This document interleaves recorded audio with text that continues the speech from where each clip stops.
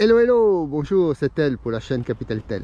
Aujourd'hui on va voir le résultat de l'acide formique qu'on a mis dans les ruches, voir la fameuse disposition qu'on avait, c'est-à-dire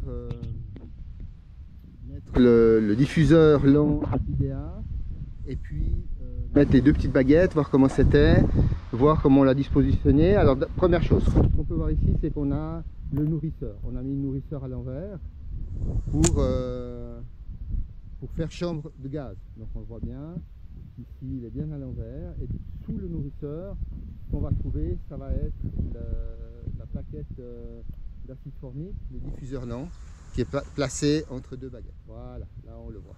Ok, donc il est là, on le voit, ça fait une semaine qu'il est dedans. Donc pendant une semaine, les gaz se sont un peu réduits, hein, donc maintenant les abeilles elles sont bien en surface. Et puis elles commencent bien à l'accepter. Question mort d'abeilles, on peut regarder ici, il n'y en a pas eu énormément. Hein. Il n'y en a pas eu énormément. Il y en a quelques-unes qui sont là, on le voit. Là ici, si je reviens ici, quelques-unes.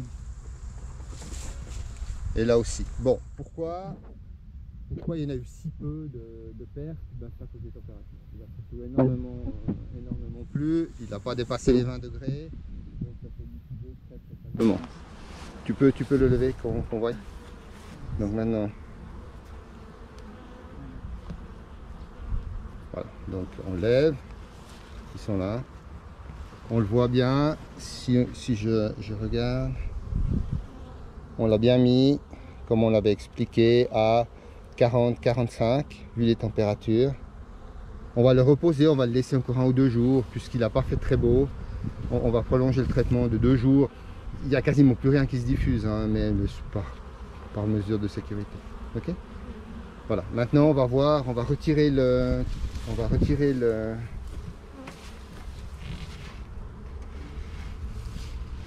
cadre et on va voir la chute des varrois. Alors celle-là, première conclusion qu'on peut voir, il y en a quelques-uns. Hein.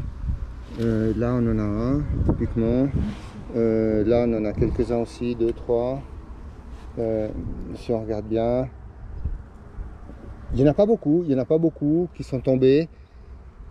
Je dirais que c'est un peu normal, hein, puisque ça c'est le résultat d'un essaimage. Donc elles ont dû repartir à zéro, il y a eu un arrêt de la ponte qui était assez considérable.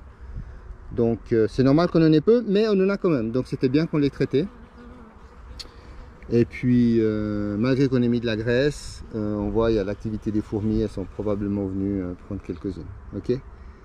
Donc voilà, résultat positif. Dans 2 jours on va enlever, on va laisser reposer ça pendant 3 jours, pendant 3 semaines, pardon.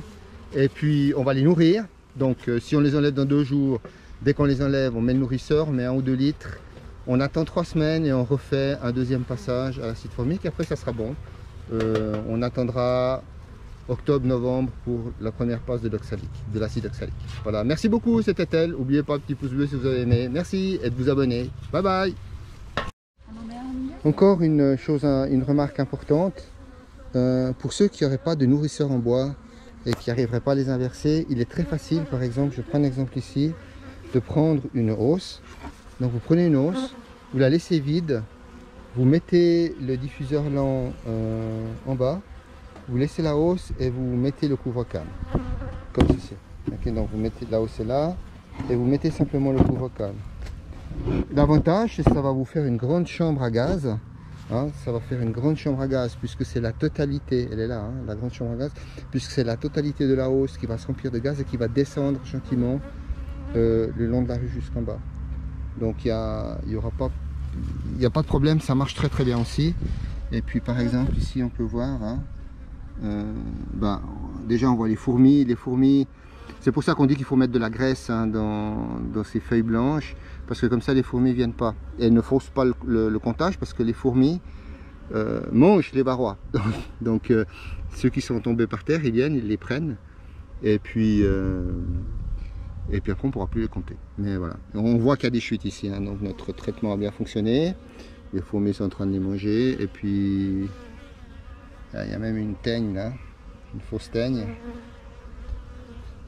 Donc le plus important, ça sera de compter tout ça après le deuxième traitement dans 4 semaines. Okay. Voilà, merci.